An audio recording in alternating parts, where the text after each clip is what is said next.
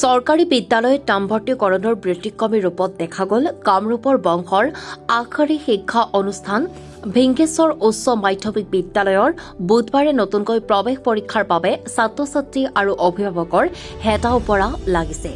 ভিংগেশ্বৰ হাইস্কুলত বংশৰ গাঁৱৰ লগতে পাৰ্শ্বৱৰ্তী অঞ্চলৰ ছাত্ৰ-ছাত্ৰীয়ে নামভৰ্তিকৰণৰ বাবে ধাৱমান। বংশৰ গাঁৱৰ চৰকাৰী প্ৰাদেশিকৃত শিক্ষানুষ্ঠান ভিংগেশ্বৰ উচ্চ মাধ্যমিক বিদ্যালয়ত নামভৰ্তিকৰণৰ বাবে অনুষ্ঠিত আসন বাছনি পৰীক্ষাত অৱতীৰ্ণ হোৱা ছাত্ৰ-ছাত্ৰীৰ দীঘলীয়া শাৰী। বুধবাৰে নামভৰ্তিকৰণৰ বাবে আগ্ৰহী ছাত্ৰ-ছাত্ৰীৰ লগতে অভিভাৱক-অভিভাৱিকাৰ সীমাহীন ভিৰ পৰিলক্ষিত হয়। এইবেলি ষষ্ঠ শ্ৰেণীত সৰ্বাধিক ১১৫ গৰাকী আৰু নৱম শ্ৰেণীত ১২৪ গৰাকী ছাত্ৰ-ছাত্ৰীয়ে নতুন বৰ্ষত নামভৰ্তিকৰণৰ আসনৰ বাছনি পৰীক্ষাত অৱতীৰ্ণ হৈছে। বিদ্যালয়ৰ প্ৰতিষ্ঠাপক তথা ৰাজ্যিক কৃতি শিক্ষকৰ পুৰস্কাৰ লাভ কৰা বৰ্তমানৰ প্ৰধান শিক্ষক ভগৱান বৈশ্যই প্ৰকাশ কৰে যে বিদ্যালয়খনত সম্প্ৰতি পৰ্যাপ্ত পৰিমাণে শিক্ষক-শিক্ষয়িত্ৰীৰ অভাৱ। দুয়োটা শ্ৰেণীতে প্ৰায় ৩৩৯ জন ছাত্ৰ-ছাত্ৰীয়ে উক্ত পৰীক্ষাত অৱতীৰ্ণ হৈছে। শিক্ষক-শিক্ষয়িত্ৰীৰ অনুপাতে ষষ্ঠ শ্ৰেণীত ৯০ জন আৰু নৱম শ্ৰেণীত মাত্ৰ ১০০ জন ছাত্ৰ-ছাত্ৰীয়েহে নামভৰ্তিকৰণৰ সুবিধা পাব। অভিভাৱক-অভিভাৱিকা আৰু ছাত্ৰ-ছাত্ৰীয়ে এই বিদ্যালয়ত অধ্যয়ন কৰাৰ আগ্ৰহ থাকিলেও উপৰোক্ত অভাৱ অভিযোগসমূহৰ বাবে আসন দিবলৈ অসমৰ্থ হোৱাৰ বাবে আমি বিদ্যালয় কৰ্তৃপক্ষ বাৰুকৈ দুখিত। অনাগত দিনত শিক্ষক-শিক্ষয়িত্ৰী আৰু প্ৰয়োজনীয় আন্তঃগাঁথনি উন্নত মানদণ্ডৰ হৈ উঠিলে পূৰ্বতকৈ আসনৰ সংখ্যা বৰ্ধিতকৰণৰ বাবে আহুপুৰুষাৰ্থ কৰা হ'ব। এই সন্দৰ্ভত চৰকাৰী তথা বিভাগীয় কৰ্তৃপক্ষক আঞ্চলিক ৰাইজে শিক্ষক-শিক্ষয়িত্ৰী নিযুক্তি দিয়াৰ বাবে আহ্বান জনাইছে। মই আটাইবোৰ সংবাদ মাধ্যমলৈ মোৰ হিয়াভৰা আন্তৰিক শ্ৰদ্ধা যাচিছোঁ।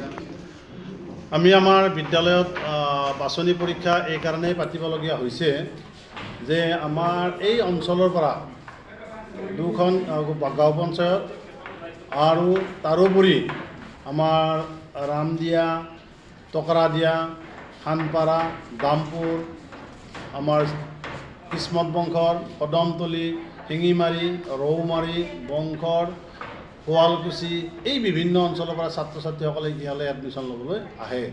আমি দেখিছোঁ যেতিয়া সৰহসংখ্যক ছাত্ৰ-ছাত্ৰী ইয়ালৈ আহে আমাৰ ছিটৰ কেপাচিটি সিমান নাই। আমি মাত্ৰ 6ৰ কাৰণে 90 জন ছাত্ৰ-ছাত্ৰী আৰু ক্লাছ 10ৰ কাৰণে 100 জন ছাত্ৰ-ছাত্ৰীকে দিব পাৰিম। ইতিমধ্যে আমাৰ ক্লাছ 9ৰ কাৰণে 124 জন ছাত্ৰ-ছাত্ৰীৰ ফৰ্ম লৈছে আৰু 9ৰ কাৰণেও আমাৰ 6ৰ কাৰণে আমাৰ 122 জনে লৈছে। নামভৰ্তিকৰণ কৰি দিলে আমাৰ শিক্ষক অনুপাতে ৰুমৰ অভাৱ আছে, ৰুম আছে, এতিয়া কনষ্ট্ৰাকশ্যন চলি আছে কিন্তু শিক্ষকৰ অভাৱ আছে। সেয়েহে আমি মাত্ৰ দুটা ছেকশ্যনৰে ছাত্ৰ-ছাত্ৰীক নামভৰ্তিকৰণ কৰাৰ ব্যৱস্থা কৰিম। যদিও চৰকাৰীভাৱে এই ব্যৱস্থাটো নাই, অৰ্থাৎ চিট পৰীক্ষা বা আসন বাছনি পৰীক্ষা চৰকাৰীভাৱে আইন নাই, নহ'লেও কিন্তু আমি মাত্ৰ ৰুমৰ সুবিধাৰ কাৰণে বা শিক্ষকৰ সুবিধাৰ কাৰণে আমি হিচাপ কৰি ৰাখিবলগীয়া হৈছে। এই ক্ষেত্ৰত বিগত বৰ্ষত আপোনালোকে কিমান ছাত্ৰ-ছাত্ৰীক ইয়াত এডমিশ্যন টোটেল? যোৱা বৰ্ষত আমি ক্লাছ 9ত 99 ষ্টুডেণ্ট আছিল আৰু ক্লাছ 6ত আমি যোৱা বছৰ 61 দিছিলোঁ, কিন্তু যোৱা বছৰ আমাৰ শিক্ষক কিমান ছাত্ৰ-ছাত্ৰী আছিল আপোনালোকৰ স্কুলত? গোটেই স্কুলত 353 জন আছিল।